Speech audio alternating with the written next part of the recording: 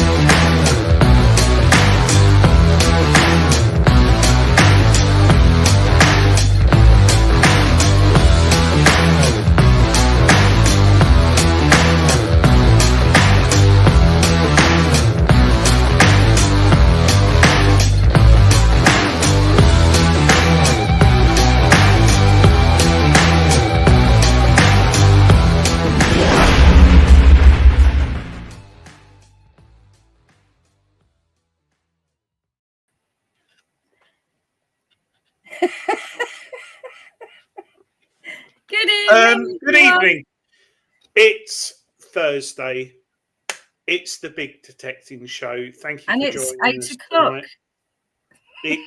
Hopefully, Donna's reading either the Engine book. Was it Gareth who wanted me to read from this? We're not going to do it tonight, but I've actually found a book. I had to get it off eBay. Do you know how rare these are? Rare. So yes. Apparently I have to read this in a Welsh accent. It's a little bit racy, you know. Anyway, how is apologies, Dave not being here tonight. He's still not well. He will hopefully be back very soon. But lovely Lady Martin has joined us tonight, and we've got a fantastic guest on the show tonight. Best guest we've ever had Ellie. on, I'm sure. Ellie, Miss Detectorist. I know, for example, Andrew T from Canada is keen to He's a chat with Ellie. huge fan, absolutely huge fan. Before I forget, because we're waffling on, hi Stephen Graham. Kindly, LP Metal Detecting with Ellie have donated a £50 voucher, which you can win. All you need to do is go to bigdetectingshow.com and click on the competition bit, and you can win a voucher. That's it, free. That's it. So thank you. Leave us momentarily. Leave us momentarily. Click on the Big Detecting Show. Go to competition. Subscribe. Put your name in, and we'll spin the wheel later on. Can I just say, Andrew T started the chat tonight with Ellie, #1 fan club member signing in. And if you're joining us from Ellie's channel, hello and welcome. Relax, grab a drink. You're just in for a bit of chat, a bit of a laugh, and we just get to know people on the show, and we talk about metal detecting.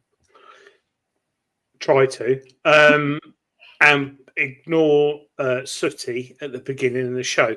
So hello, Christopher Graham from New York. Lovely. We like a bit of overseas. Philip Wills, I hope you're well.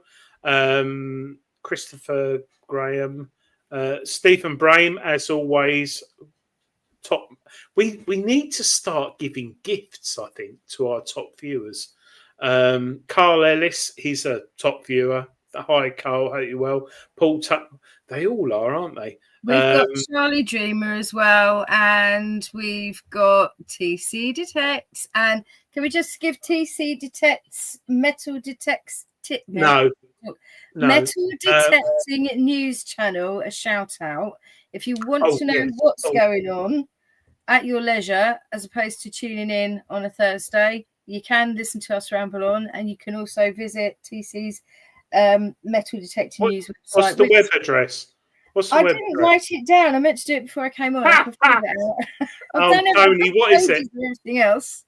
We will share that. But we will share that. Gareth, I hope you're well, Gareth. We've got a bit of a thing in the show which me and Donna were talking about today, and I haven't managed to do it, Donna, but we will do it next week, if that's okay, Donna. I'm not here next week, but add it as a feature. Even better. John Clayton in Devon, I hope you're well, John. John won the what did he win? He won something on the show the other week. Hopefully you might be lucky tonight and win the can't find it. £50 voucher. Anyway, they're going. Can I just say, Michael Jarvis's book, Michael, if you're listening back, you're not in the chat at the moment, but your book is on its way, so you should get it either tomorrow or the day after. Have we done all the hellos? Philip Wells, we said hi to Stephen, Christopher Graham. There's a lot more channels, so if Ellie thinks there's not a lot of people on, we stream to several different platforms. We've got Paul Tongue, we've got Sussex Searcher, Gareth Howard, John Clayton. They're all chatting away. The Safari Kids, Selkirk Detectors, Jacqueline Walker. Hi, Jacqueline. John Clayton. Did I say John Crafter 63? Gosh, there's a lot of people in tonight. Ava Anfisa, who's been in before. Oh, Michael is in. Hi, Michael. And chat's still going. What's happened to Lord Random? Haven't seen him in the chat. Hiya, James Barnes. And I'm still going down the chat. And it's a nice Nick Berry Arts in. Keep going. I think the Sussex Searcher might have found something of consequence recently. Eagle Eye DJ's in. Who's that? Lock him. Block him. Dave Seymour, Simon Hadlow. There you go. Congratulations, Suffolk Searcher. He had an amazing find. What did he find? Go to his channel. Yeah, Suffolk Searcher. Sussex. Lovely bloke. Yeah, I honestly, there's been some really nice finds coming up. You said somebody at Jules' find session came out with a gold angel the other week. I went detecting this afternoon for a couple of hours, and I wish I'd stayed at home. Two buttons and a random strip of decorated lead. So. Can we give Jelly a shout out? She was lovely to have on last. It was time before last, and we must apologise for last. Oh, yes. Unfortunately, if you didn't miss any kind of announcement on Facebook, both Adrian and Dave were committed, and I don't have access to the buttons because I'm a woman and I can't be trusted, basically. You can't say that nowadays. No, anything could happen. Anything could happen. So apologies if it was short notice for you, and we hope you found some back issues to watch. And we'd like to thank Jelly for coming on, week before last. And Jelly is up to £1,081. But she wants to now get up to £1,500. So yeah, come on. If you got a few pounds, it's on Just Giving. Jelly's Ultra, Just Detecting. In other news, we've got Nocta seeking to change their USA service partnership from Andrew O'Neill Weedig metal detectors. They are going to be updating people soon, but you can still go through them, and they will ensure if you have any issues, they're resolved. We've got BBC News archaeologist Andrew Pegg found a hoard of 321 11th century hammered coins while working on the Sizewell C project. That's been quite well talked about on the news. Anyone following Fool's Gold on BBC Sounds, there were a couple of episodes dropped 2 weeks ago. Don't think I've seen anything else. That's such a good... I mean, it's live and ongoing, but it's been so well done on BBC Sounds. Before I forget, £50. Do you like these? Oh, Mrs. Yeah. I haven't seen one of them for a bit. Did you print them freshly today? I have a lot of fun with these. Throwing them out the window. No, I don't do that. I don't throw them out the window at cyclists and joggers when I'm driving past on country lanes and watch them nearly crash picking them up. But there is £50 to be won kindly from the LP tonight. Yeah, but I think we've covered all the bases. There's a few things going on in the hobby which aren't good, but we're not going to comment on those tonight because they're under police investigation and stuff. But one of the interesting things I found out this week is Go Outdoors are selling the Mine Lab, a few Mine Lab detectors, which is interesting in the hobby. Do you know which models? Yes, the basic one that you can only buy is like the Argos equivalent on the online one. The £119, which looks very much like a Apex.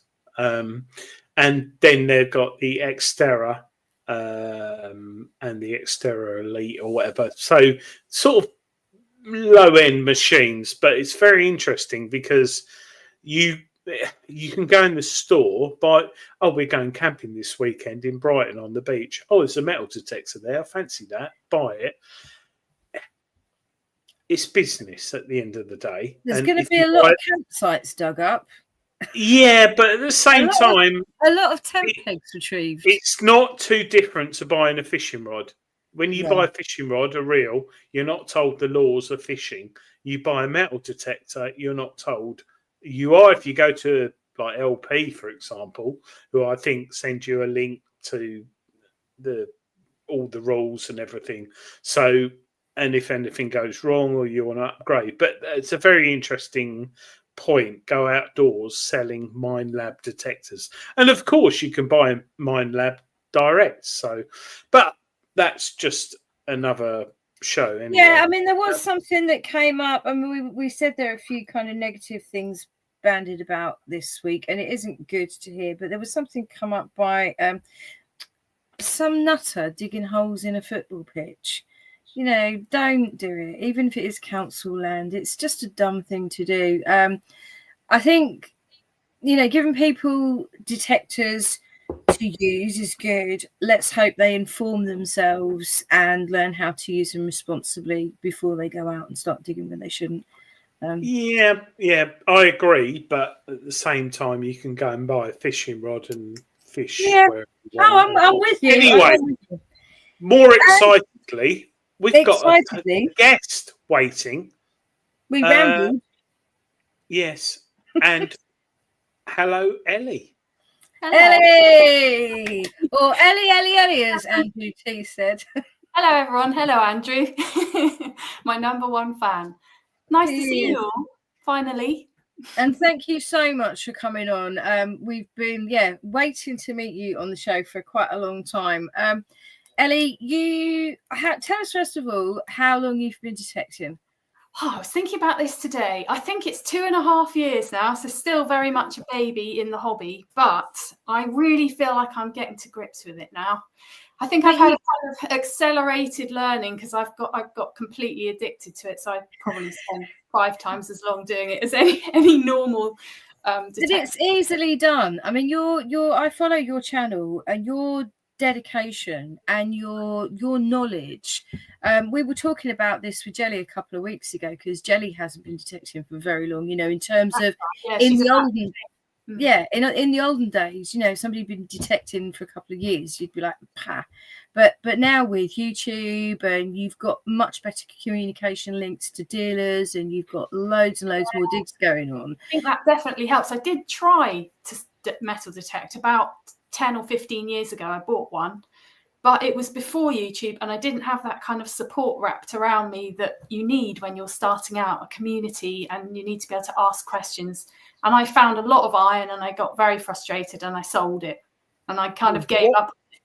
And then I thought, well, I'm gonna have another go. So a couple of years ago, I bought a detector, and actually, it's interesting that you're saying about if you've only got a couple of years worth of experience in the past, that wouldn't have been very much. But I think I've been searching for so long, this is like a new tool in my toolkit. So I've been searching as a beachcomber and a field walker for a long time. So this is sort of just one extra layer to add, but it is a highly technical one. And I'm embarrassed to say how little I found, given how long I spend. You know what?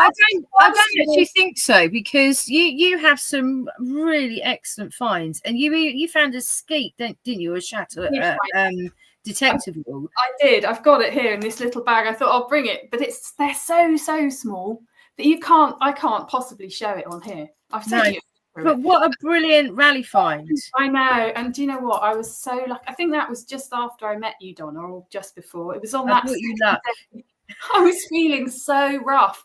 I'd had, you know, the second day of a festival, you never feel great anyway, do you? But I think I'm not a massive drinker, and I'd had just a couple of drinks the night before, and I felt my head was like, wow, making this horrible noise. And the beeps in my ears, everything was bothering me. And it was hot, wasn't it? It was hot. Day? Yeah. Ground was so dry. I thought, I'm not going to find anything.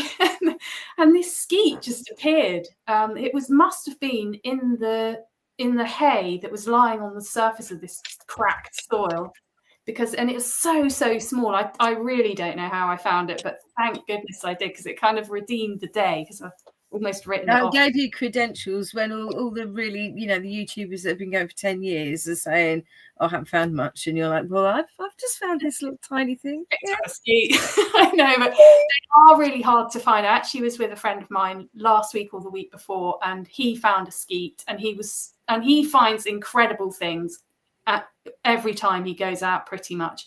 But the look on his face finding that thing, I mean, over these last couple of years, I've kind of realised more what some of these fines mean to detectorists. Yeah. You don't know. I feel a bit sorry for brand new detectorists that find a hoard, you know, like in their first week or something really important. So do I. I feel sad for them in some ways because you don't really understand the meaning of that thing. But now I'm seeing how excited other people and really experienced detectorists get about a skeet. I keep going back to mine and looking at it and thinking, that was actually a really good find. It was a brilliant find. I mean, your dedication, not just detecting, but also to your YouTube channel. I mean, I know you have to graft hard to have a successful YouTube channel, but can we all just congratulate Ellie on hitting 6,000 subscribers? So awesome. Yeah, well done, Ellie. Thank you. You must have, when you got that ping, you must have died. Isn't it? It's all these people who are checking in, or some of them anyway, who I recognise the names, who have kindly subscribed and are enjoying it. I didn't have a clue that so many people would want to watch me fudge my way around. I think it's because you're a very good communicator and you're very good at talking to people. And I mean, I've got down here, you know, you do a warts and all presentation. If you're having a crap day, you'll say, I'm having a crap day. I mean, you forget your kit every other time you go out, you forget something. You're the only detectorist. Absolutely useless at remembering things. And people keep saying to me on my channel, why don't you write a list? It's the simplest thing. Write a list. And I have written one, but now I can't find the list. I think the thing is, I try and fit in the detecting around a load of other things that I do. I've got a job as an artist. I've also got a job, I work for the National Trust. And then this role as a detectorist and now as a sort of content creator is taking, you know, I want to do that all day long. It's so fun. I've worked in creative for a long time and I'm trained in marketing. So making content is like an extension of my creative work as an artist. I like making film. So it's actually really fun for me to document all this stuff. I just can't believe so many people want to watch it. Yeah, but it's it when you look at what's out there, there isn't really anyone doing. Well done, Adrian. There isn't really. I don't know what I've done. She's gone. Look, bring her back.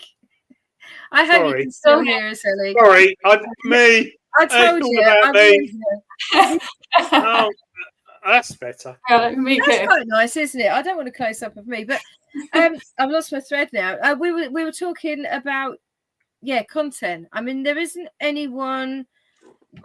If you're inspired by anyone, from my point of view, the people that I watch, it would be Nicola White, and you do for detecting what she does for mudlarking. Yeah, in that kind of you've got a very visual way of describing things, so people are immediately invested in what you're doing. You describe what you're doing very well, so you put people right in the place. You're not just watching somebody beep, beep, beep, beep, beep. You're saying, this is what I'm doing, this is how I'm doing it, this is why I'm doing it, I'm looking for this, and you're telling a story, really. Yeah, and I don't know if that's something that's easier to do as a woman, maybe. I'm not sure. I think actually, you know, human beings are storytellers, aren't we? We've always, since we were sitting around campfires as cavemen, told stories. That, to me, is the interest in this hobby, is that we're detecting for stories. That's how I feel anyway. I know some people are in it for the sort of trophy that they can put in their cabinet, and that gives them huge pleasure. And I'm not taking anything away from that. I understand that as well. But for me, it's less, I want to say it's less about the object, but I do love the aesthetic of the object as well. I'm interested in how it's made, but I like the context of it. So like why is it there? That's in my head, what I'm thinking when I'm finding something. Fiddling, Adrian. No, I'm trying to. Sorry, Adrian. One of our viewers, Nick Berry, not Heartbeat, Nick Berry. He said, "I prefer the other image, Adrian, the art in the background." Yes, and I think now you can see the barnet. I've left he's either talking about the two chicken legs, or the gold ring. Oh, this one. Yeah. Well, isn't it funny? So basically, before I started detecting, I made that piece, and it's completely different to anything I normally paint, which is things like that. The seascapes is really what I do. I'm a coastal artist. I live by the sea and I paint the sea.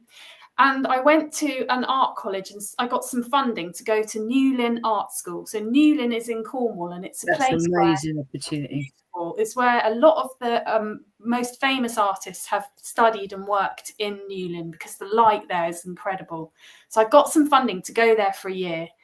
And in fact, that's what started me off with detecting, because I met a tutor there who's very, very excellent artist and an art historian. And he said, I'm a detectorist. And I was really, really surprised to hear that, because I had this vision in my head of what a detectorist looked like and what kind of a person it was. And it wasn't him. And I thought, well, maybe if he's doing it, it will be okay for me to try it, because I always thought maybe I'm not going to fit in this hobby. And I mean, I don't really look, I know I don't look like your typical detectorist, but I was worried that I wouldn't fit in, that my reasons for detecting were different. But he was similar. He's interested in the history and the story and the objects. Anyway, I made that piece with the golden ring whilst I was studying at Newlyn, before I'd even got a detector. And now I think it's so funny, because I'm finding all, things like this, which I love. Your ring things. Is that a bull ring or is that a rain guide? This doesn't have a break in it, so I think this is just a ring thing, but what a sizable one, and it's such a beautiful colour that I think it's probably really, really a really old one. I found a Saxon brooch this year with that kind of waxy green pattern on, and you can't believe that it's survived in that condition. I couldn't believe it when I dug that out. It's so wonky and beautiful. It's got like a really, like, you can see that. So I'm very fascinated looking at that artwork behind me, like, of this organic circle shape that isn't neat and clean. It's been hand forged. Like, that's really interesting to me. So it's funny, I made that, and now here I am, a detectorist, and what I'd love to find is something like that. But dreaming, if you dream it, maybe it will happen. I think if you dream it, I think you're more likely to work towards it happening. I think that's the key. Yeah. But we were going back to the warts and all. So one of my favourite videos, there's two. One of them is where you walk into the field in white trainers and decide you must be wearing the wrong footwear. And the other is when you get stuck in the mud and have to call the farmer. That was so embarrassing. Well, on the white trainers thing, and people always say this in the comments, I don't believe this is a setup. You don't wear white trainers into the field. They're cream, for one thing, and I have got about 100 pairs of white trainers. I'm addicted to white shoes, so I don't really care. I wear them anywhere. I wear them on the beach. Here, where I live, on the coast path, you walk in trainers because the paths are sandy. It's not really that muddy. So I do wear white trainers everywhere I go. But that day was a bit, I did get into the field and think, this is a dumb idea. I'm going to go Adrian, what would it look like if you wore white trainers into the field in Essex? What would they look like when you came off? Not white. That sounds quite an Essex thing to do to me. It would be an Essex. Well, it would be on white high heels, really. He's probably done it. I have detected in Crocs, and I have detected in flip flops. I don't like the sound of that. I should have done it in white trainers, being from Essex, because everyone wears white trainers. But I'm just trying to think of the most random footwear. Oh, actually, flip flops probably, because that's got to be so. That's dangerous. 5 years ago, when it was quite hot, I went out and I hadn't put my boots in the car, and like normally I forget either pinpointer, spade. I forget my spade quite a lot, and I forgot my footwear, so I detected in flip flops, which is possible, but it's quite dangerous. I don't know how you can even drive in flip flops. I mean, I can drive in barefoot. So you could easily hurt yourself digging with flip flops. I'm just going to put it out there. I think that's but I think that day, I think I pulled up 3 or 4 hammers. So lucky flip flops. I could have pulled up 10 if it hadn't taken me like 20 minutes to dig a hole. But yeah, Yeah, because if you've got a flip flop on and then you're trying to put your foot on the spade, you can do it. You just got to be very cautious. But going back to getting into the hobby, Ellie, what on earth made you say? I heard you say you bought a detector years ago. What on earth made you think I'm going to go for this?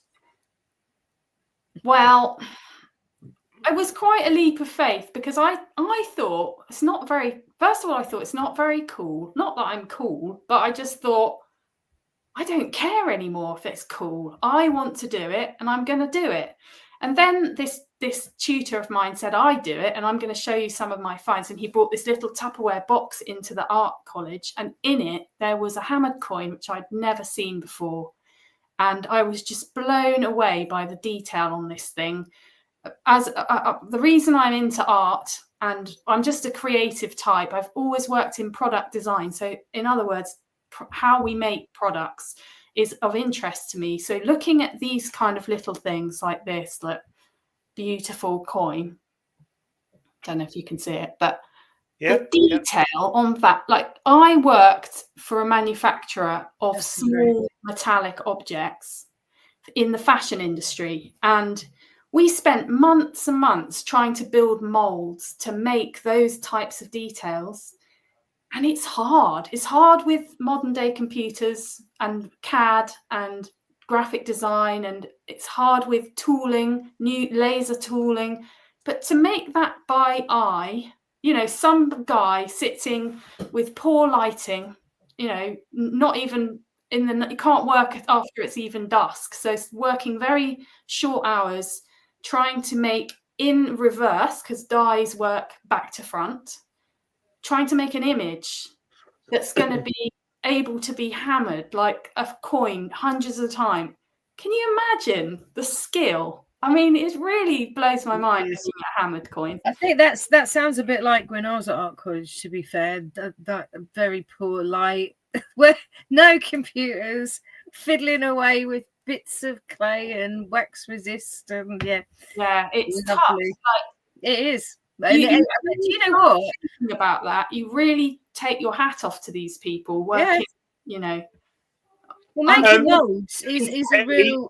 We got a question. I knew he was going to pipe up with this.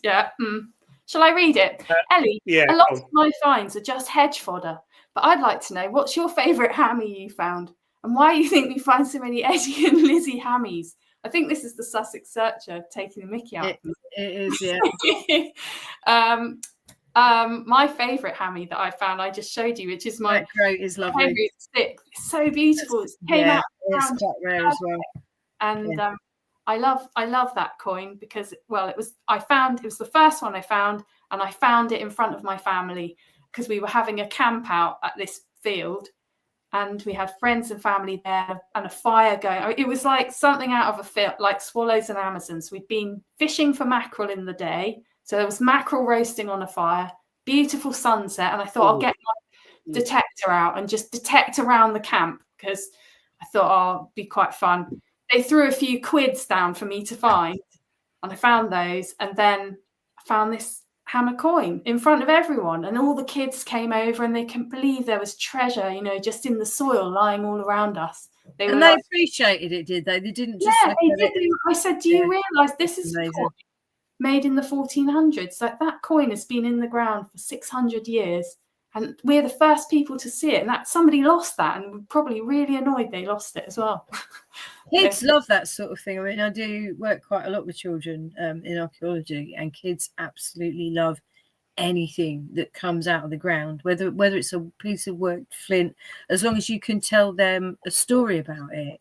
It really inspires them, and that sticks with them for a really long time. I mean, I still, every now and then, I'll get some child come up to me in a supermarket and say, "Oh, you were the archaeology lady. You did our archaeology with us," and they don't forget. It really goes in. They're really inspired by things like that. Can be quite life shaping. You have to be. I think we have a bit of a responsibility actually as detectorists to be good ambassadors for the absolutely. hobby, also for like young people coming up, keeping them interested in things like this. It is amazing and fascinating what we have on our doorstep to get inspired by. So we are very privileged to be able to do what we do in this country in terms of detecting, because, you know, a lot of our viewers across Europe don't have that privilege, and it's why I'm writing some articles for Treasure Hunting magazine at the moment. We're working very hard to raise our profile a bit. You know, it's not helpful, the bad stuff that's going on at the moment, but I think that's because people are being made more aware of it, and I think that we need to respond to that by being much more positive and much more proactive in the positive side of the hobby. Same as anything, isn't it? There's the bad apples always get the most press. You know, if someone's not happy, they shout the loudest. Like, the vast majority of people in this hobby are so generous with their knowledge. I think so as well. I was listening to your story the other day about how you met Beth at Detectable, and the friendships that you form with people just through detecting. I mean, Adrian, you said that a long time ago. He's not paying attention. Look, hello. I am. I'm listening. I'm listening.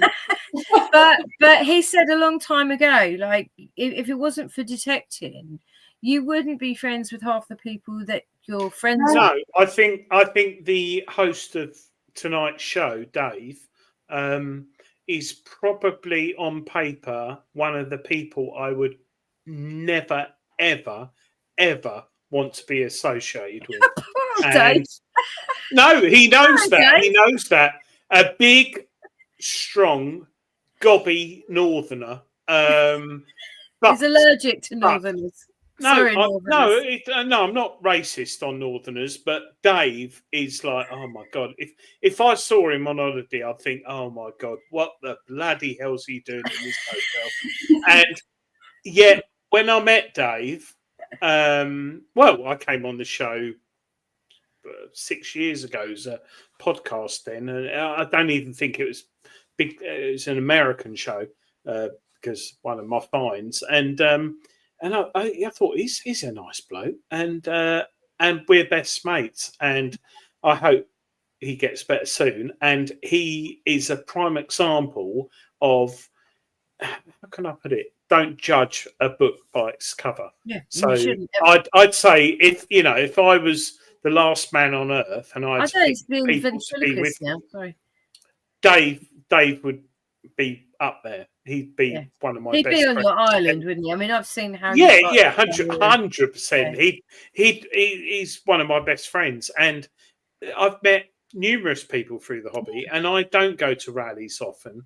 And when I do go to rallies, I see them. I'm quite fortunate. I've got my own permissions, so I go to those. But you do, and I think one of the key things with the hobby as well is you meet people who, an advertising exec for Saatchi & Saatchi. What the bloody hell is he doing in a field with a metal detector? It's such a mix of people, isn't it? I like that about the hobby. And Bill Wyman from the Rolling Stones. He's got millions of pounds worth of money. He can retire, and he developed a metal detector with C-scope, and he's still, as far as I know, metal detects. So it's not about the money. It's about the history and uncovering stuff and getting out there in the countryside. You bond over things, but you also bond over the experience. Like, it can be quite tough, can't it? Like going out in the field for the day, you can't. There's no escaping it. You have your bad days and your good days. You look rough. You feel awful by. I never look rough. I always look. And you don't look your best, and your friends that you go out with know that. You've got to go and have a wee, and they've got to be a wingman, and there's no getting away from it. It's like you get to know each other. You've got snot candles hanging out of your nose, that kind of thing. Exactly. And I think that brings you, in some weird way, kind of quite close. So it has been lovely to meet Beth. I'm so grateful she came to say hello to me in that field, and that is the best thing about this channel, honestly, is that I'm quite shy. You probably wouldn't think that, but I am. And people come to me. I am. Yeah, I would happily go to a festival. Philip Wills, excuse put me, my head Ellie. Philip Wills calls them snosticles. I think Snot- that's quite snot- snosticles. I think that's quite cute. Someone I detect with calls it a snot rocket. I think it's a sort of international. Anyway, Back to the field, Ellie. You were saying. let's look at some of Ellie's finds. Are they here?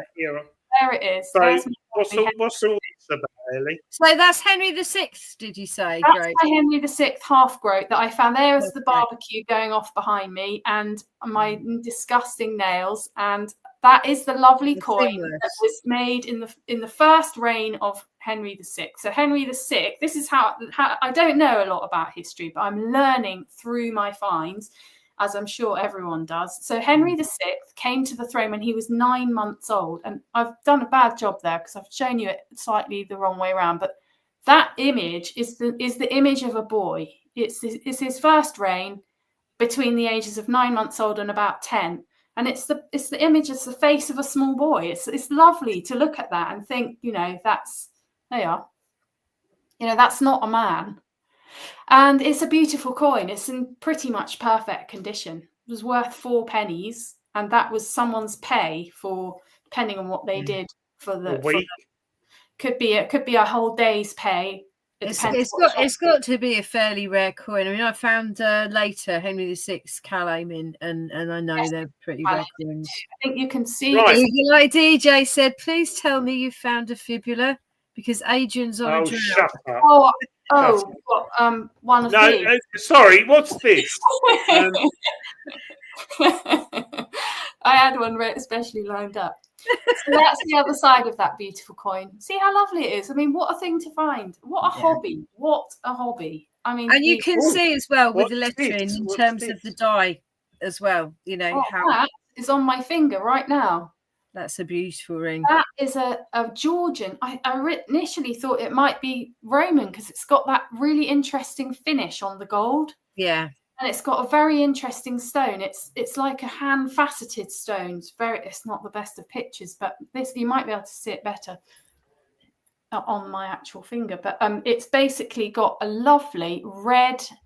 I don't even know what the stone is, but it's been Almost like carnelian, isn't it? But it's not. That's what somebody said. It could be Roman, and I was so excited, but it's not. It's Georgian. The Georgians did do that. They did actually reset Roman stones into their really? as well. Yeah, so it is possible. It has got that hand chiseled kind of finish. That is a lovely piece, which is this here, which is it's a medieval candle holder. I got one of those, and I was told that was the end of a curtain pole, but it isn't because I found a curtain pole thing since then. You can tell that it's a really old one because it's got a very wonky hole. It's not. It's funnily enough something that my dad is an antique dealer and he specializes in medieval metalware. So one of the things That's a bit useful then. Quite useful. So when I said, Dad, I found something, and my group said that it could. Someone on Instagram said it could be a medieval candle holder. He was like, oh yeah, that's a really nice piece. If you had found the dish, that would be worth 10,000 quid. Oh, there you go. This is a piece. Really? Yeah, he said they're really quite rare to find in this condition. And he said that basically it's not broken. It would have come in 2 pieces and with a shallow dish underneath. And basically it's a 14th century candle holder that would have been made in Belgium on the River Meuse, which is where all of our domestic lighting was made, or a lot of it at that time. And this hole is called an ejector.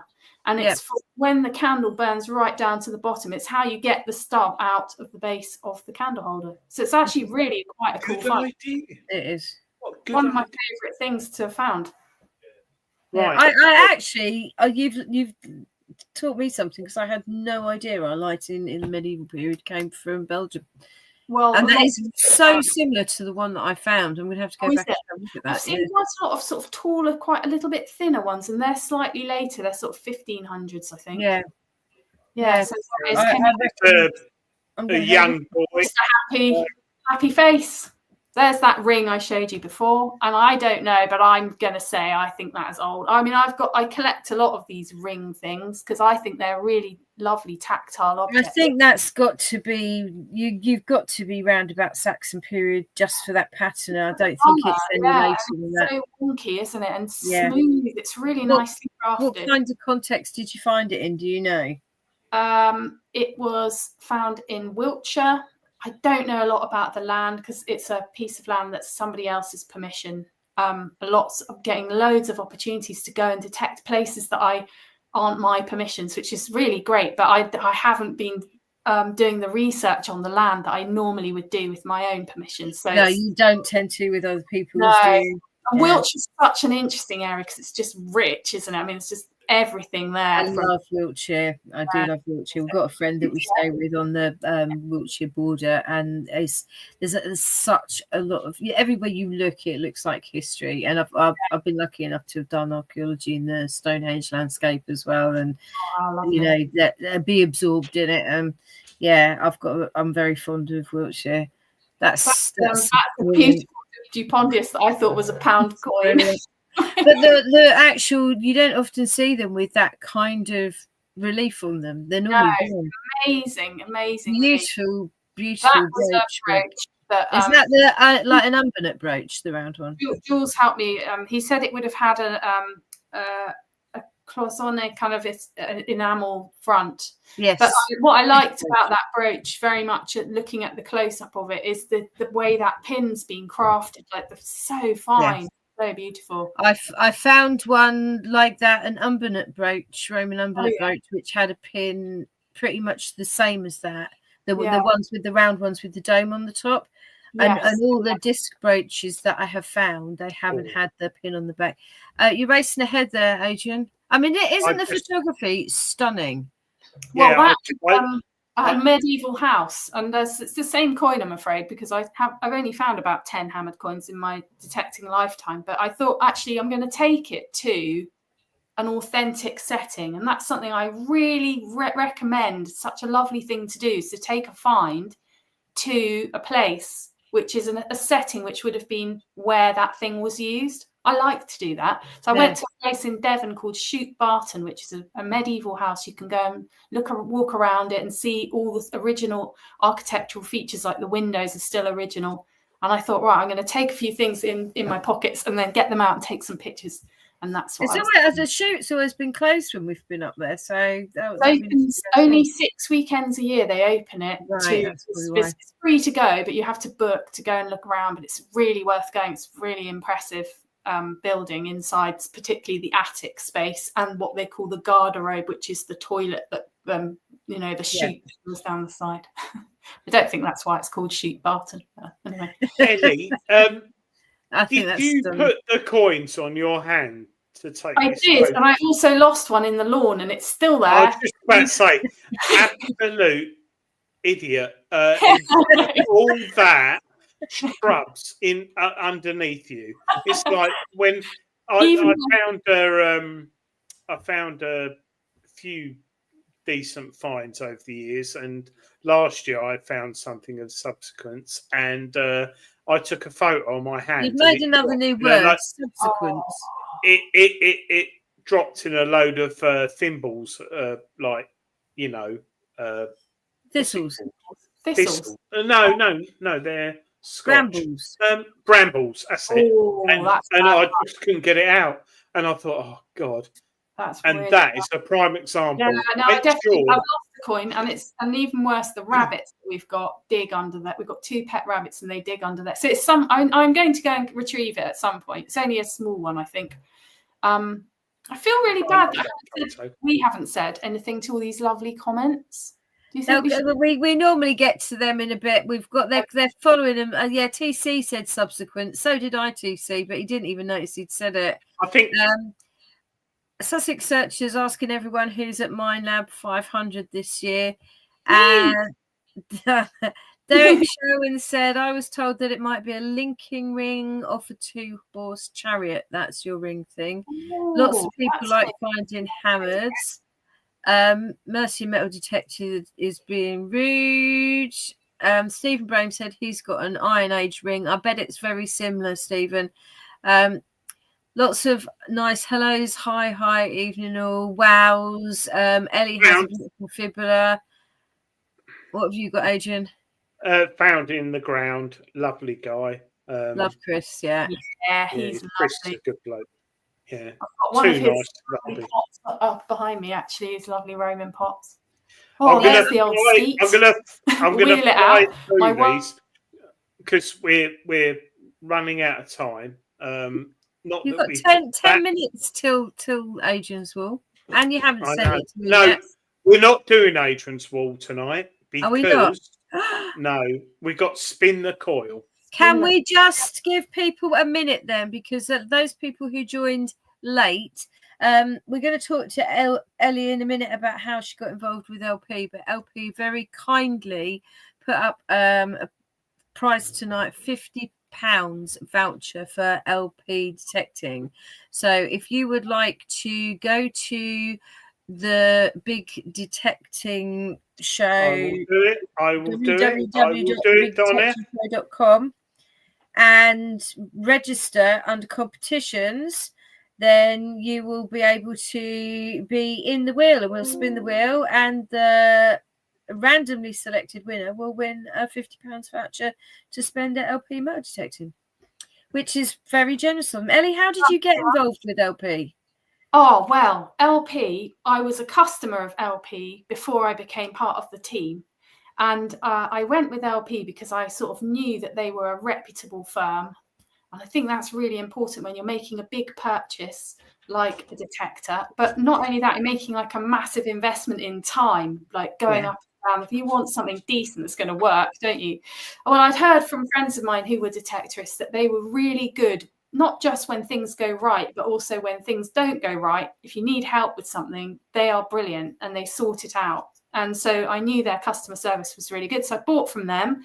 And sure enough, they were brilliant. They're things like they give you a 1-hour delivery slot, which I think is so good when you're waiting for an important delivery that you're excited about. You don't have to wait a whole day. Things like that. Anyway, always really well packaged. So I started my Instagram and I didn't have very many followers. I'd only been on there about 3 weeks. And Pete wrote to me and said, Pete, who owns LP, because it's a family-run business. Yes, it is, yeah. Contacted me and said, oh, we like the way that you tell stories about the hobby. And I was like, exactly what I said. We got 300 followers. And he was like, it's not about the numbers.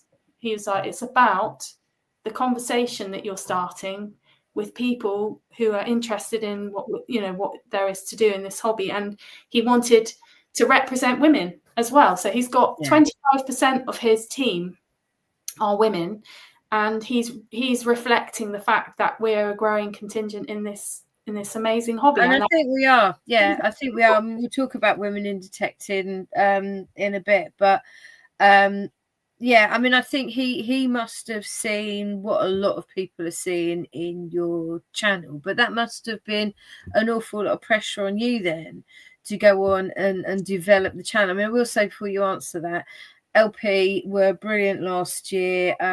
Most people who are regularly in the chat know that I bought a job lot of detectors, one of which I gave to the charity that I run so that people can join in when we're digging with detecting. And unfortunately, the package had been broken when it arrived, and LP actually sorted that all out for me. So, and that was free of charge, and that was so nice of them to do that. So, yeah, they are super. They're really nice people, and they mix personal and professional really well. Yeah, they treated me so nicely. I've always felt very welcome. I went to Detectable last year. I'm going to go again this year.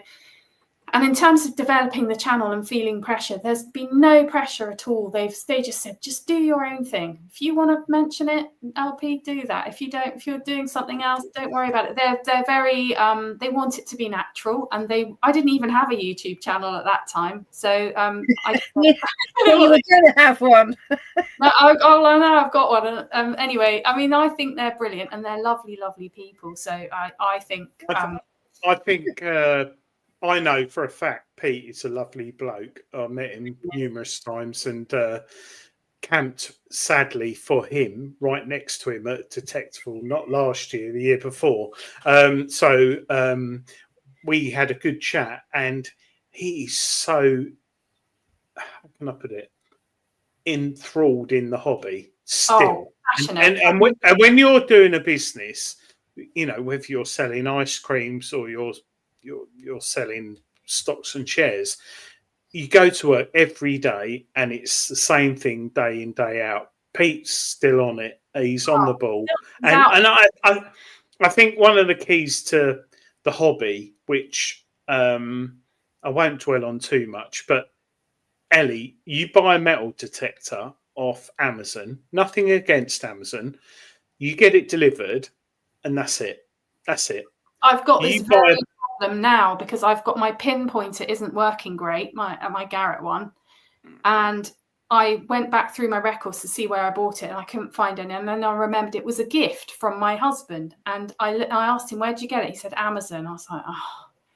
Now I'm going to have to go through the whole rigmarole of trying to get the 3-year warranty through Amazon when this thing was bought 2 years ago. Like, I know if I'd have bought that from to be fair, if you phone up Marcus at Regton and just say my Garrett pinpoint, do you know what I can do? He'll recommend. Oh, actually, yeah, because Regton, but you know that, Donna. You know that, Donna. Ellie doesn't. So I didn't know that. So I'm thinking, so I actually think, to your point about go outdoors and buying kit through retailers that aren't specialists, is that it's a big investment. It really isn't all the difference in terms of price to buy through a proper approved retailer, but you get the extra value in their knowledge. I mean, even that, the pricing, I mean, the amount of discounts that have been available and stuff recently, you know, we're not really talking about high-end prices or they inflate prices. I don't think they do. I think that fair, I think. And I mean, I know that at LP even they do things like if you want to buy a detector and it's a massive purchase, isn't it? You can get interest-free credit for a year. So you can spread it out and it just makes it more comfortable. I think they've really nailed that. They've made it comfortable and easy. Right. They do, but I think you couldn't be a dealer if you didn't care about it. And that's true. You'd have to. They're all detectorists. They're all nuts about it. Yeah. I think also the demographics of our hobby is not as easy as the average in retail. How can I politely put that? No, I'm not. I'm just saying that Ellie, historically, when I got into the hobby, it was bearded men smoking a pipe. And I still am one. Yes, yeah. But an email address was like, oh no. Don't do email. I don't do internets. And it is changing and evolving. And I think businesses who capture, you know, if you buy anything off LP or Regton or Crawford's or whatever, you'll get an email text saying it's been shipped. You know, years ago, those people didn't get that. They'd phone up and do you know what I mean? It's evolved. We are YouTube this week was 20 years old, right? So really? 20 years old, which I personally think is quite a short amount of time because I feel like I've been on YouTube for the last 40 years, but I think in the next 10 years' time, metal detecting users will be where we are now, if that makes sense. Yeah. They're a little bit slow. We've got Donna, who's quite switched on. She's got a fax machine, mobile phone, you know, and I think it will evolve. But we've got 1 minute left until it's right. We've got minutes after that, but we've actually competition has to happen at 9 o'clock. We've had a hell of a lot of submissions, actually. We have. Can I just say, Simon Dempsey's just dropped in and said, "Good evening." Oi! All right, Simon. At Will Wayne made an interesting point. He said the thing is with Amazon that there's a lot of fake goods for sale there. That is actually true, and also eBay. There, you know, people offer that's really good. That is a really good point. Yeah, it's not always honest business. sometimes you know, your friends and family try and do a good thing and think that's what happened there. Never mind. Derek Sherwin Sorry. said, bought my Deus 2 from Regden at RCM. Brilliant service. Yes, my Deus Master came from Regden. My Mine Lab Equinox 800 came from LP. Yeah, I'm a bit. So- I buy things from everyone. The way I see it, it's like your local butcher. You know, you go to Tesco's and Sainsbury's, you can buy good quality meat. No, you can't. But no, actually, Asda, you can get good Sorry, I'd quality. argue that. Asda, you can get good quality meat. But if you buy it in the supermarket, you buy it and you go home, you badly cook it and end up with the family going, don't like that. Absolutely. Go to a butcher, you buy pork belly, and the butcher will say, oh, what you want to do is this, that, and the other. And then it don't work out. You go back another week and he'll sell you the herbs and spices. This is the other. Yeah, it's a personal. He'll give you a free thing. packet of sausages as well because you didn't like Sorry? it. He'll give you a free He'll give you what? He'll give you free what? packet of sausages. Right, yeah. Right. Hey, I wanted to answer Stephen because he's asked lots of times what machine does Ellie use. I just want to let you know, Stephen, I'm using the Manticore. Yeah. You are. I was gonna ask you that. How long before you upgraded to the Deus after your first machine, and then how long before the Manticore? Well, I got the Nocta was my first, and I got inspired by Digger Dan, who I think is marvelous, and he's very, very open and very generous. He's lovely.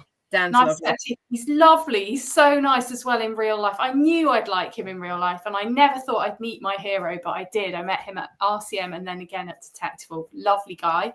And he was using the Nocta Legend for a long time. So I bought that because I felt supported by his content about how to do the settings and stuff, which I'm not really that interested in. I just want someone to tell me what to do.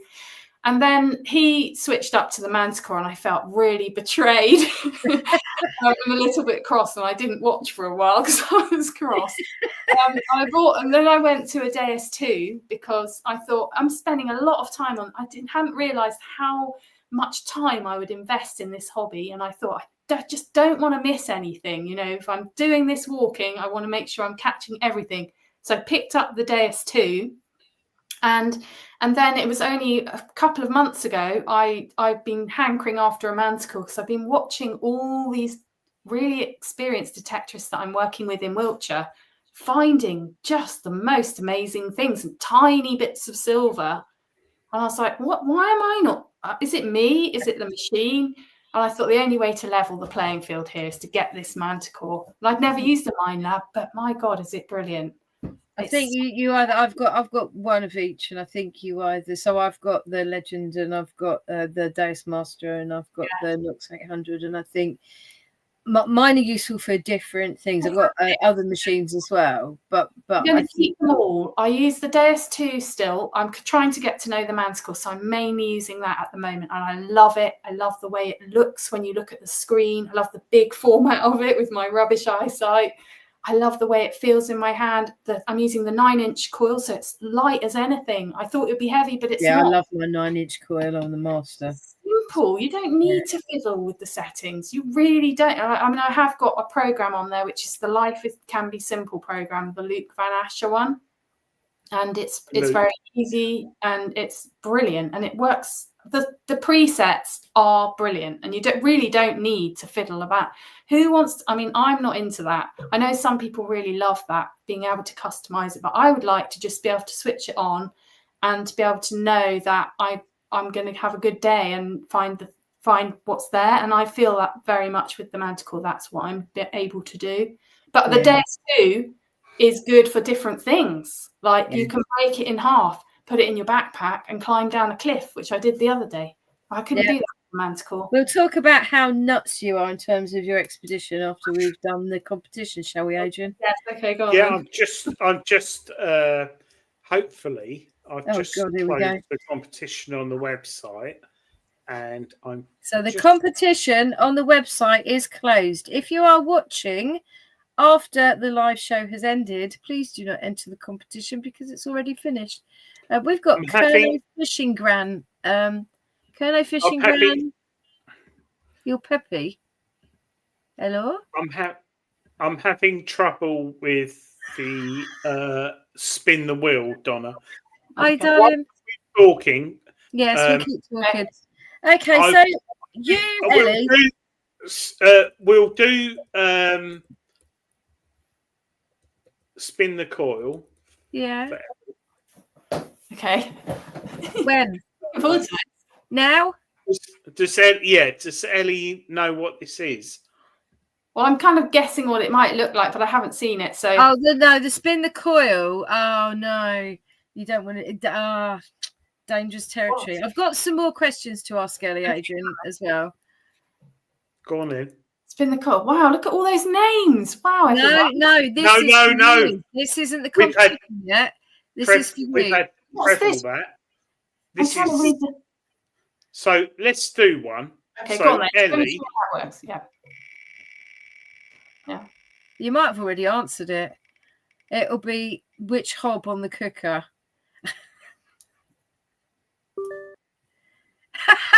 You read that the other week. What size? Is it the big one? The big trucker size? No, normal one.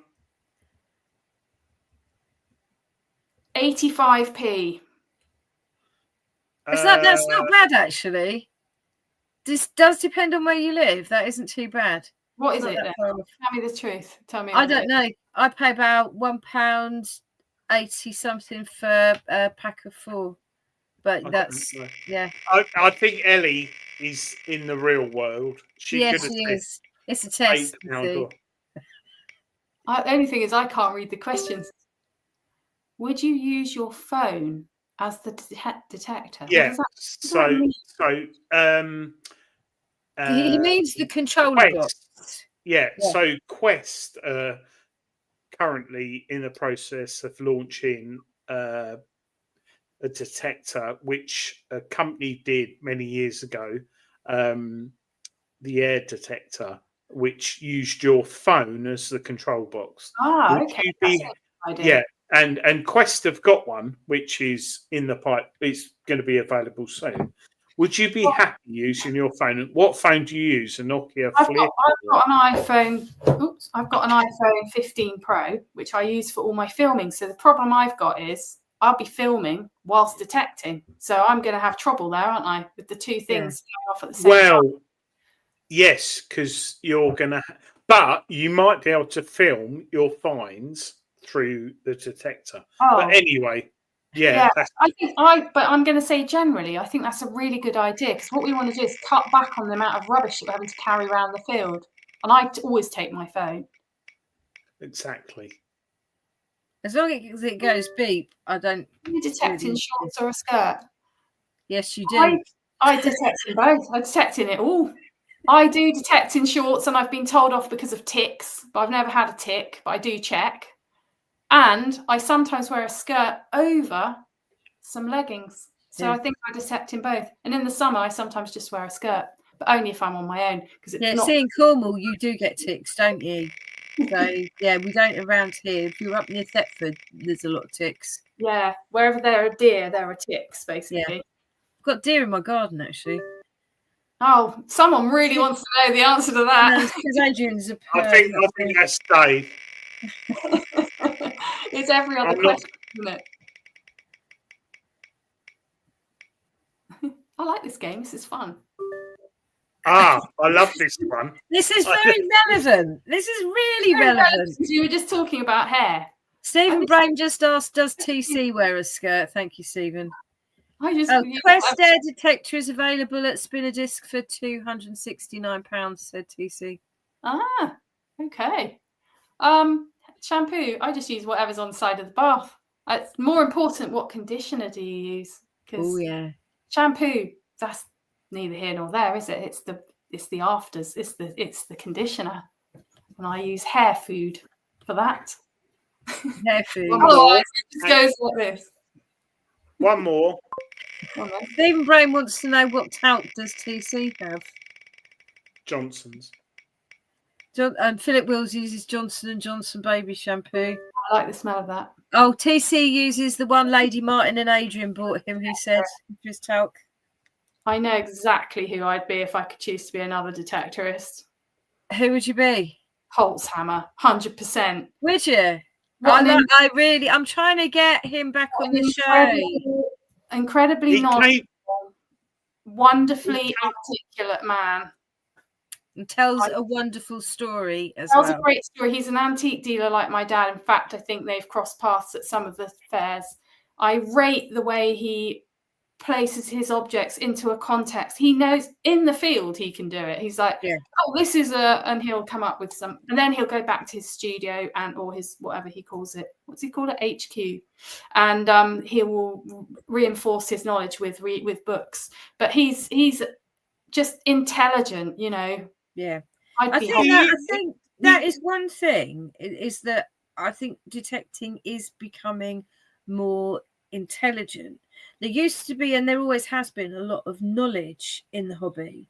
Probably more knowledge about finds and artifacts than a lot of museum curators have. And that's I've worked with museum curators and archaeologists, and I'll tell you that's absolutely true, because they are generally all specialist in one field, as opposed to the breadth of knowledge you have as a detectorist, and the fact that you're handling these finds, random finds, all the time. You have to, look them up. But I do think detecting is becoming, because of social media, because of YouTube, because of sharing everything, people are getting a lot better quality information. But I mean, there's something about him. He's very dignified. He speaks nicely. He's very polite. I think he likes to detect alone, and he doesn't go to the events. And he's a very quietly knowledgeable person. I mean, okay, he's got a channel, but he's quiet, and he doesn't show off.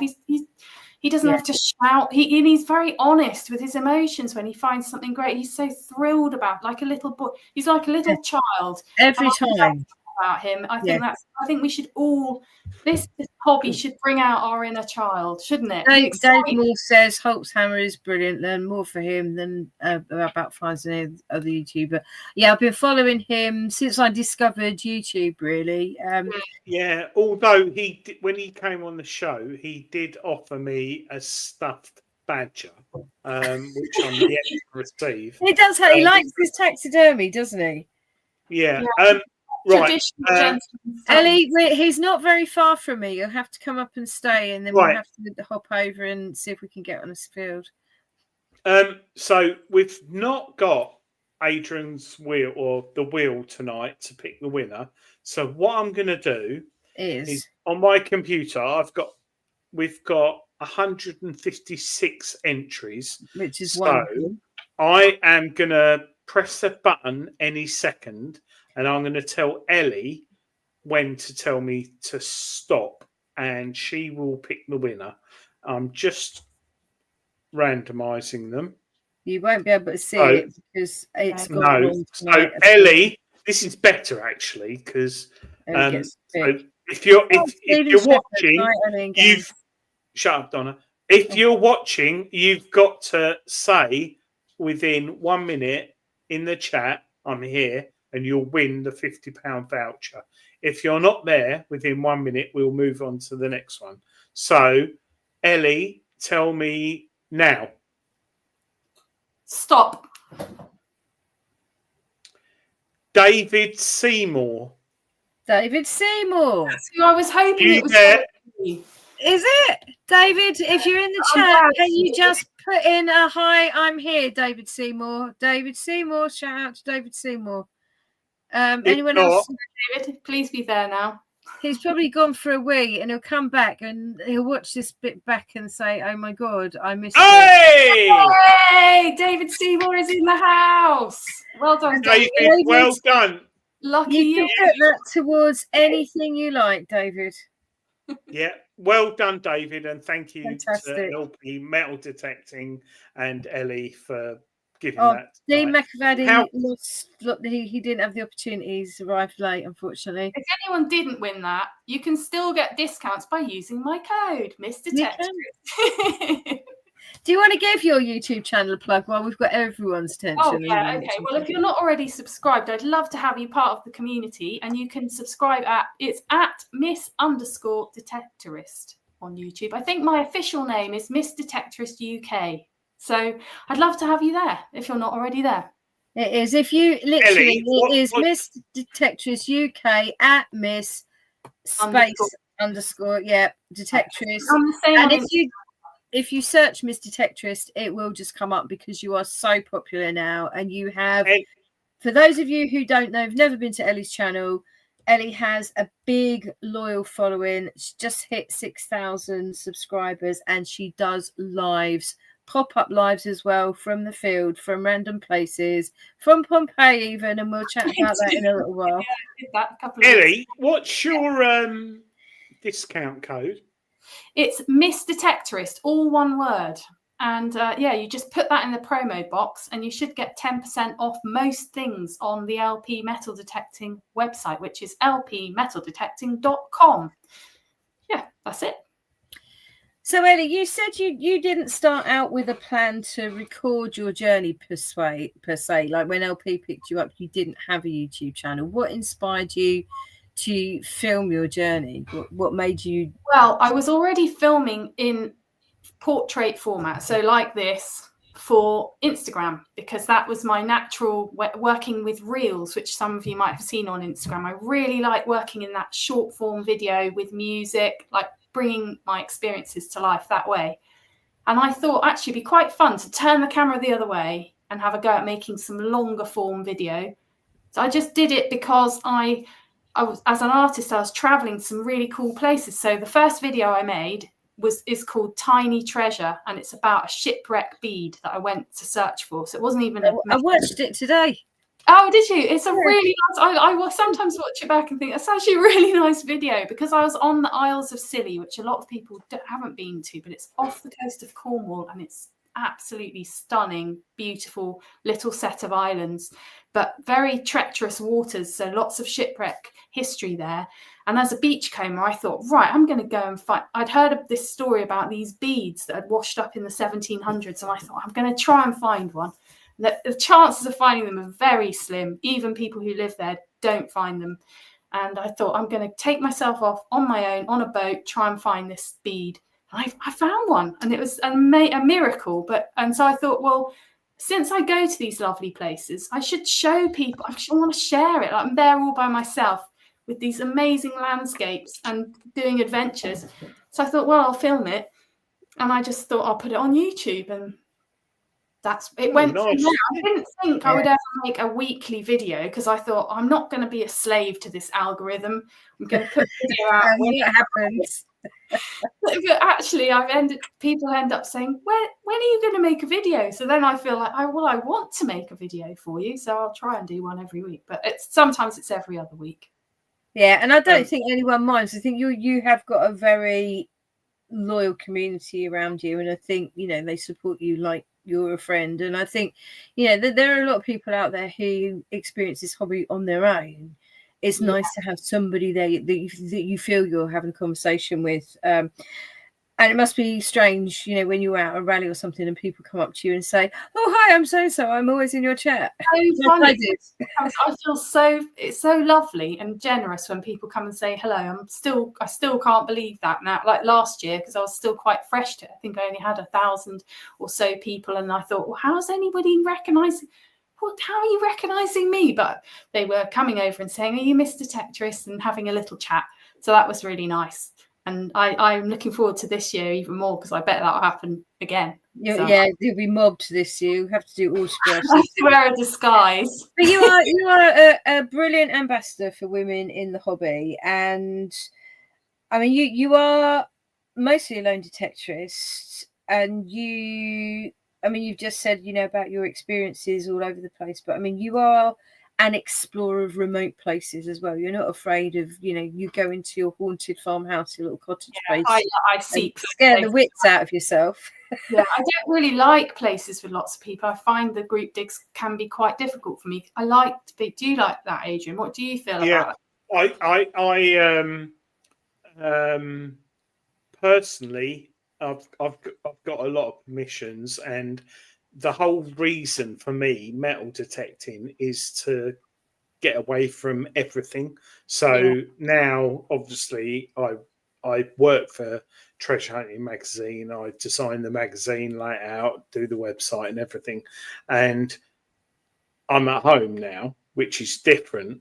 But my previous job was 9 till 5, people, phone, emails, Teams, Outlook, everything. Outlook, and and Teams. And for me, I just want to go out my front door, get in the car, go in the field, look at hares running around, rabbits, and look at the stream, look at the countryside, be on my own, talk to my mum and dad who've passed away, and just enjoy being alive, healthy, living in the country. And if I find something, I'll find something. If I don't, I don't. And for me, rallies and group digs, great, really, really good. But personally, I struggle because I'm like you, Ellie. I am shy deep down as a person, but if I see someone, I'll talk to them and I chat. And the next thing you know, it's like the last dig I went on was East of England, whatever, and I spent probably 4 hours talking to people, chatting, and being a field tester for the magazine. Everyone's like, "Oh, have you got the Manticore? You got the Deus 2? You got the Vortex, and you got this." It's like, yeah. But when I drop back in a personal thing, it's about you find yourself when you go out in the field. It's quite humbling. Yeah, it is quite humbling. It definitely connects. Yeah, I think like you were saying about you connect. Yeah, connect to. It's a weird sort of thing where you connect to people that have gone before us, people that you start realizing your place in this whole timeline, and you're like, okay, I do feel really lucky to be healthy enough to move around as well. Like I feel recharged by being on my own, but then I get lonely, so I need people. So I like a bit of a balance of both. But yeah, I think I'm exactly the same. I get lonely.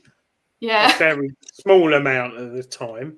I'm married, got kids and a family, but I do like throw me into 20 people. I'm happy. Yeah. But I need space. You need space as well. I do too. I need space, yeah. But I do go to remote places because they're exciting, aren't they?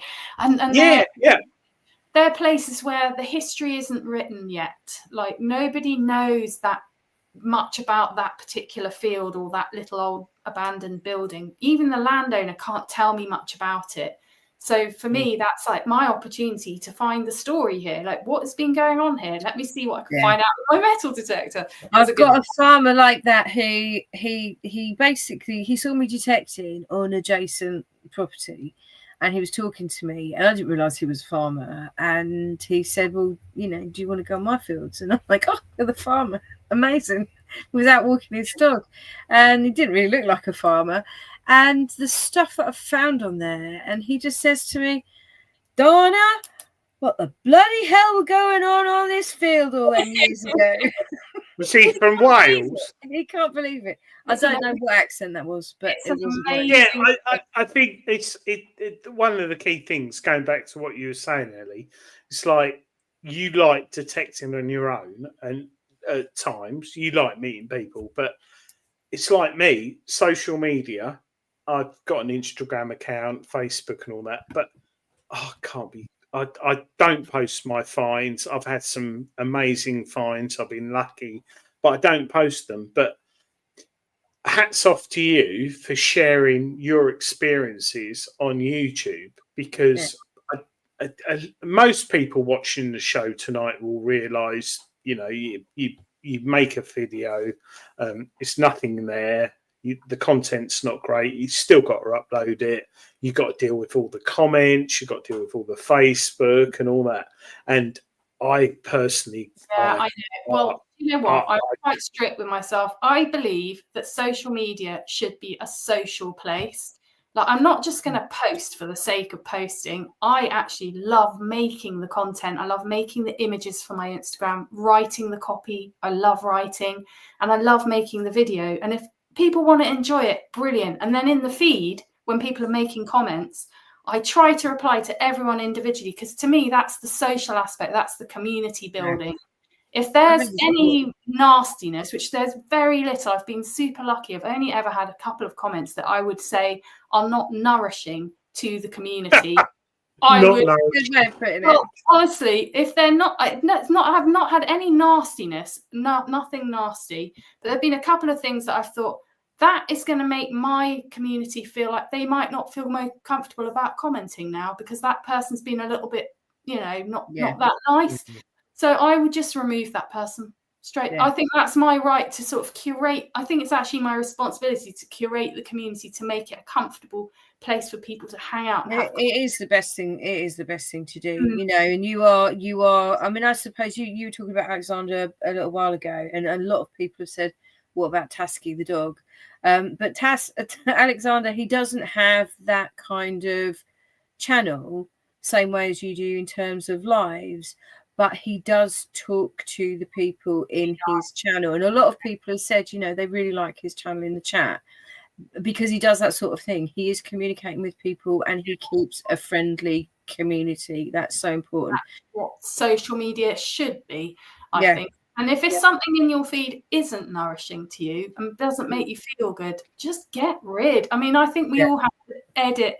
There's too much content out there. If something's boring or doesn't nourish you in some way, then we've always got the delete button. I've got exactly, just unfollow or whatever. I just Andrew T's itching for you to tell us about Pompeii. But before you do, somebody said, God, got a load of videos. I know. Did you go to Herculaneum, Ellie? I did, yeah. I went to Herculaneum, and I'm going to make a video about that as well. So we won't jump start that. Somebody's just asked how you enjoyed Herculaneum. So I did. I liked it, but I preferred Pompeii. But I'm going to go into why I preferred Pompeii in the video about Herculaneum because it was quite an interesting visit there. I thought it was a very different, not because of the place, just the way it was being managed. I wasn't as comfortable there. I'll have to talk to you about that in the vid. But there was a lot of was the Easter holidays. There were a lot of children there, and they weren't being particularly well supervised. And that, I was concerned about that, to be honest. Yeah, Pompeii was much better managed, I thought. Yeah, yeah. I went to Pompeii. Was it last year or was it last year? I think it was last year, early last year. Did you? Yeah. Christ, I'm glad I'm not there now. But I found Pompeii amazing, but the thing that really got me was the lanes, the roads, the technology they had and everything. The standardization of it, like every road was the same width. The wheels of the chariots has made the same furrows in the street. Just the perfection of that and the way it is, the town planning grid system. I think a lot of the buildings have been restored, one should say, but the road, the pathways, you could see the wear and it. Yeah. If you're in the chat tonight and you're thinking, oh, don't go now, but where shall I go next year for just 3 or 4 days? Highly recommend Rome. I mean, I'm going to go there next. I think we're already talking about going. I think somebody said that in the chat that they decided, between Rome and Pompeii, and they went to Rome and to the Colosseum. I think there's merits to going to all of them. I did like about Pompeii, and I'm watching my video back today. I realised that as I was walking in through that big gate, the Porta Marina, which is the one closest to the sea, the crowd walking through just fell completely silent. Like it was just footsteps because everyone was looking down at our feet, and these cobbles, incredibly big stones that had been set they weren't square, they were all shaped, but they fitted perfectly like a jigsaw, and they were polished from feet walking them for thousands, for all these years. And basically everyone was just silent, like couldn't believe their eyes. It's an amazing place to experience. So I'd still say go to Pompeii if you can. It's different to Rome because you haven't got the sounds of the city. Did you get there for when it opened, Ellie? I saw your video. I was there first thing, and I tried to film it so that I could crop out as many of the people as possible because I wanted to hear the sounds of You the. did do pretty well, actually, because I think I said that to you in your own comments. You know, that was a very hard situation to film in, and I thought you did very well. Through the day, it fills up with tourists. They've now got a limit, 20,000 people per day. So the morning is a good session to go in, because there's obviously going to be less people there in the morning. And one top tip is to sort of head away from the main gate as soon as you can, because you end up being alone in these streets. Yeah. They really are like silent streets. All you can hear is birds singing, exactly what you would have heard if you lived there about 2,000 years ago. You know, birds singing, the trees in this lovely Italian warm sunshine breeze. It's just the mountains all around, and of course Vesuvius right there. It's like, what a beautiful place for a city, and how sad that happened. Talking of beautiful places, it's that time, children. I'd just like to say it's the end of the show. Are you tired, Adrian? It's been so fun. Sorry? It's gone quick, hasn't it? I said, I was looking at the clock and I was thinking, wow. Ellie, thank you so much for coming on.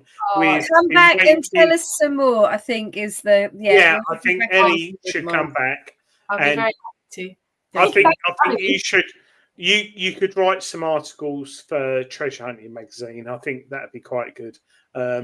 Just email me, adrian@treasurehunting.co.uk. I think you could write some really good articles based on what we were talking about tonight. But thank you, Ellie, for coming on ever so much. And thank you. Big shout out to LP Metal Detecting for giving a £50 voucher. We love LP. They've supported us throughout the years. And they do a brilliant job with Detective and everything as well. As a few people. Yeah, well, I think Ellie, we will be at Detective, and no doubt Ellie will join us at Detective. And of course, thank you for the beautiful Donna with a Deus 2 hat. Donna, DONNER, as in the band. So thank you all for watching tonight, and thank you, Ellie, thank you, Donna, and Dave. We look forward to having you back, and thank you all for watching. Thank you. Thanks, everyone. Good night, everyone. Bye. I have to press